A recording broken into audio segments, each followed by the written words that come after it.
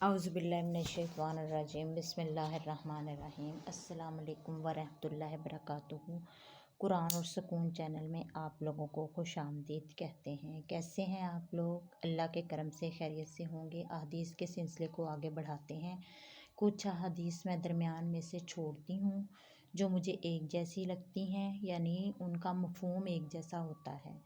آج میں 29ویں، 30ویں، 31ویں، 32ویں، 35ویں بیان کروں گی۔ بہت سرچ کے بعد آپ کے لیے ویڈیو تیار کرتی ہوں۔ لائک، شیئر اور سبسکرائب ضرور کیا کریں اور ویڈیو کو اینڈ تک دیکھا کریں۔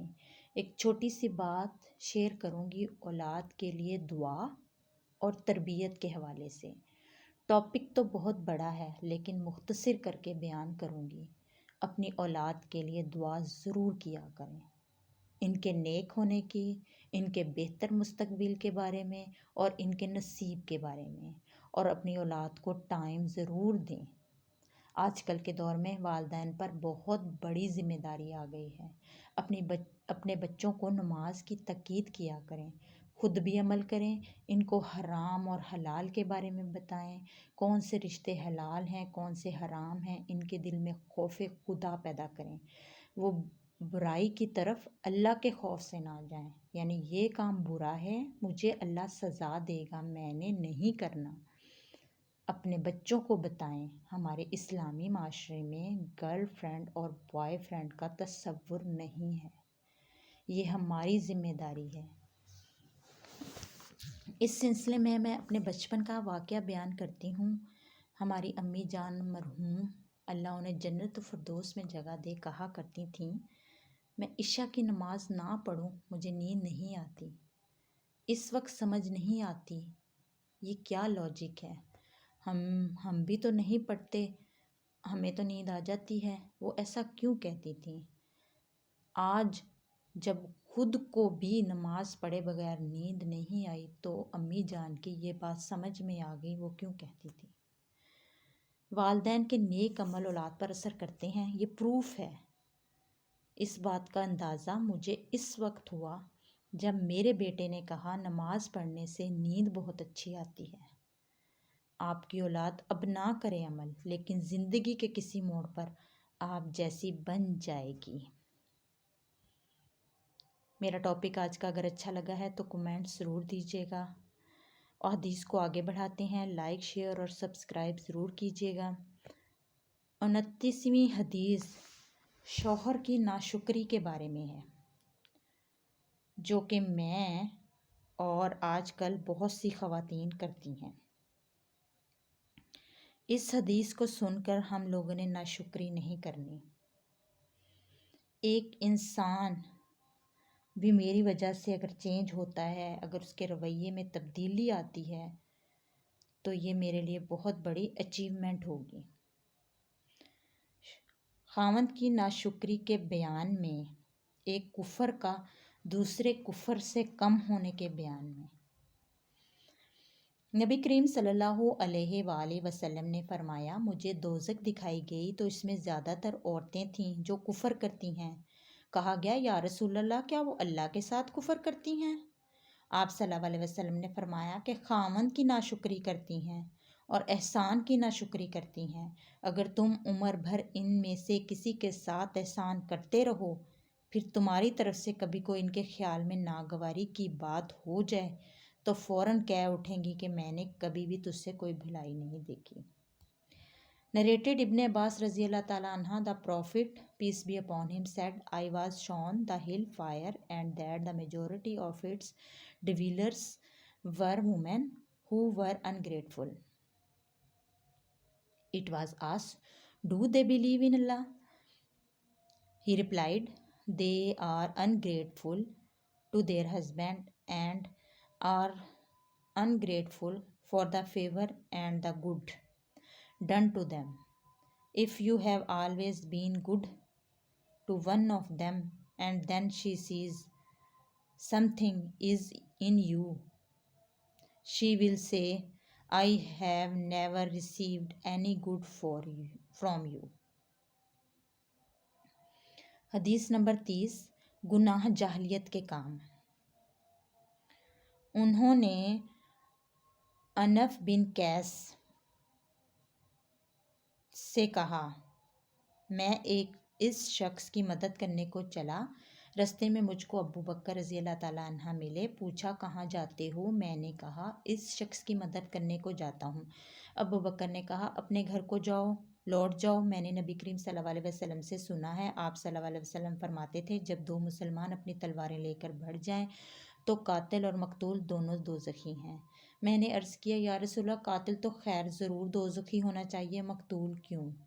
فرمایا وہ بھی اپنے ساتھی کو مار ڈالنے کی حرص رکھتا تھا۔ Narrated Al-Anaf bin Qais رضی اللہ تعالیٰ عنہ While I was going to help this man, Ali ibn Abi Talib رضی اللہ تعالیٰ عنہ Abu Bakr رضی اللہ تعالیٰ عنہ met me and asked where are you going?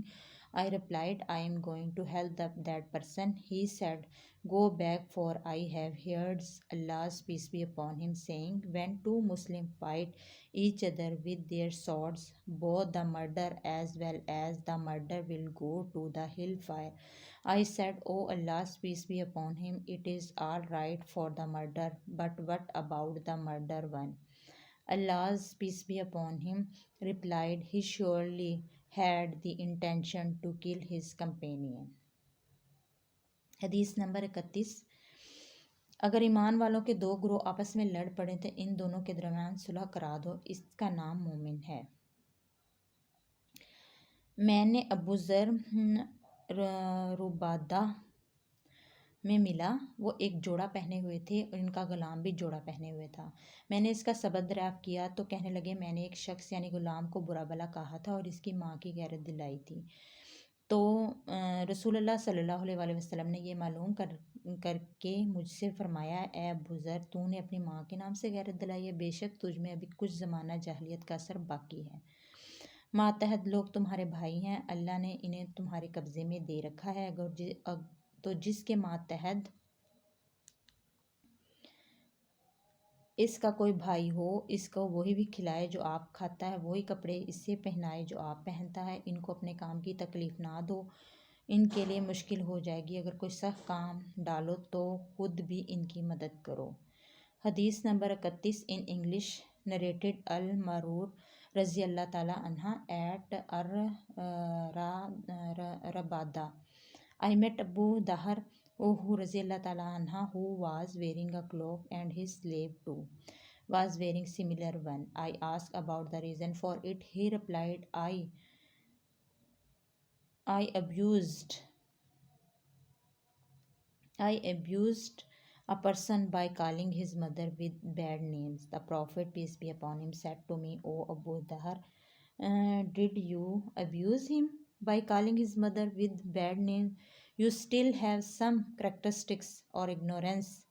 Your slaves are you brothers and all has put them under your command. So whoever has a brother under his command should feed him of what he eats and dress him of what he wears. Do not ask them to do things beyond their capacity, and if you do so, then help them. حدیث number 32ویں بعض ظلم بعض سے ادنا ہے۔ جب صورت نام کی یہ آیت اتری کہ جو لوگ ایمان لائے انہوں نے اپنے ایمان میں گناہوں کی آمیزش نہیں کی، تو آپ صلی اللہ علیہ وآلہ وسلم کے اصحاب نے کہا یا رسول اللہ یہ تو بہت ہی مشکل ہے، ہم میں سے کون ایسا ہے جس نے گناہ نہیں کیا؟ تب اللہ پاک نے سورۃ لقمان کی یہ آیت اتاری، ان الشرک لظلم عظیم، کہ بے شک شرک بڑا ظلم ہے۔ حدیث نمبر 32 ان انگلش نریٹڈ عبداللہ رضی اللہ تعالیٰ عنہ when the following verses were revealed, it is those who believed and confused not their belief with the wrong other besides the companion of Allah's peace be upon him asked who is amongst us who had not done injustice. Allah revealed, no doubt joining other in worship with Allah is a great injustice indeed. حدیث number 35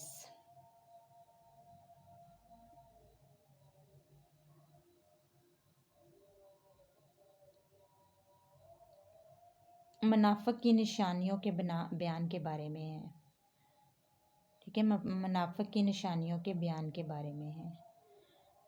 آپ صلی اللہ علیہ وسلم نے فرمایا منافق کی علامتیں 3 ہیں: جب بات کرے جھوٹ بولے، جب وعدہ کرے اس کے خلاف کرے، اور جب اس کو امین بنایا جائے تو خیانت کرے. حدیث number 35 in English. Narrated Abu Huraira, the Prophet, peace be upon him, said, "The sign of a hypocrite are there. Whenever he speaks, he tells a lie. Number 2, whenever he promises, he always breaks it. Number 3, if you trust him, he proves to be dishonest. If you keep something as a trust with him, he will not return it." Sadaqallahul Azim. Please like, share and subscribe my channel. دعاؤں میں یاد رکھیے گا. اللہ تعالیٰ آپ لوگوں کو اپنے حفظ و امان میں رکھے.